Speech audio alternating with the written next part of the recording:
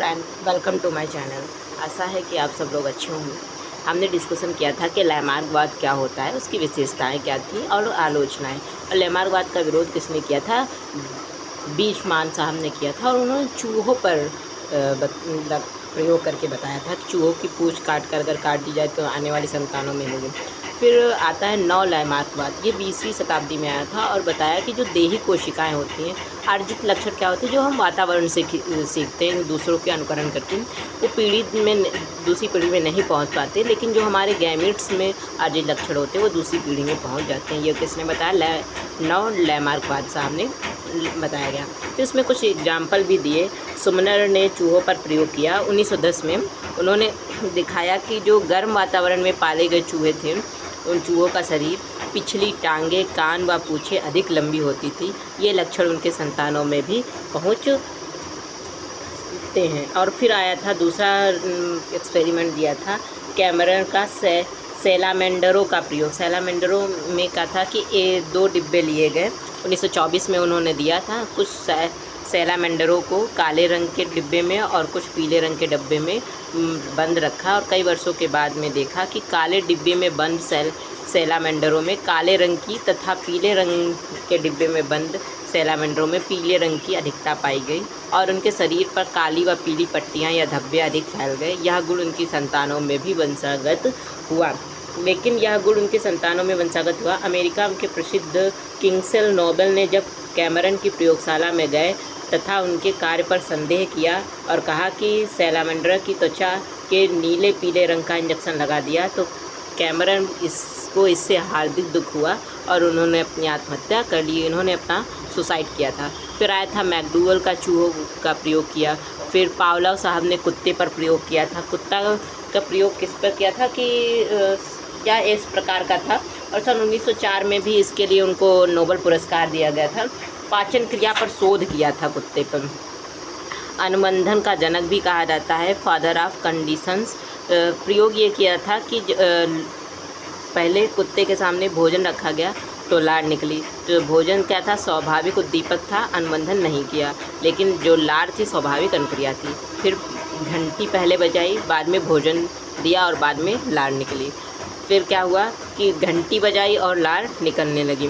तो ये कृत्रिम घंटी क्या थी? कृत्रिम उद्दीपक था, और लार क्या था? स्वाभाविक अनुक्रिया था, उसमें अनुबंधन अनुक्रिया हुई थी। तो बताया कि घंटी व भोजन के मध्य जो लगा समय था वो 4 से 2 सेकंड था या 3 से 5 सेकंड था, और भोजन को घंटी से अधिक प्रभावशाली होना था। ये कुछ ऐसी प्रक्रिया आपको डायग्राम में दिखाई दी होगी कि ये घंटी है और ये कृत्रिम उद्दीपक। लार निकलना कैसी है? सहज प्रक्रिया है, और ये भोजन दिया हुआ। जैसे घंटी बजाई और भोजन रखा, कुत्ते के मुंह में लार निकली। फिर एक बार क्या किया कि केवल घंटी बजाई भोजन नहीं रखा तो कुत्ते के मुंह से लार निकली। फिर क्या क्या लगातार घंटी बजाई भोजन नहीं रखा तो ये जो बंद था वो टूट गया और लार नहीं निकले।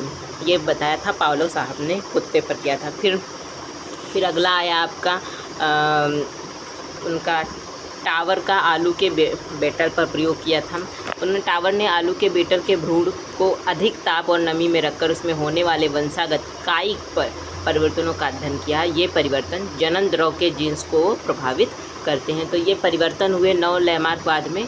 फिर आए डार्विन साहब, डार्विनवाद दिया। उन्होंने चार्ल्स डार्विन ने 1859 में प्राकृतिक वर्ण द्वारा जाति का विकास नामक बुक में सिद्धांत दिया। सिद्धांत का था the theory of natural selection. क्या थ्योरी थी?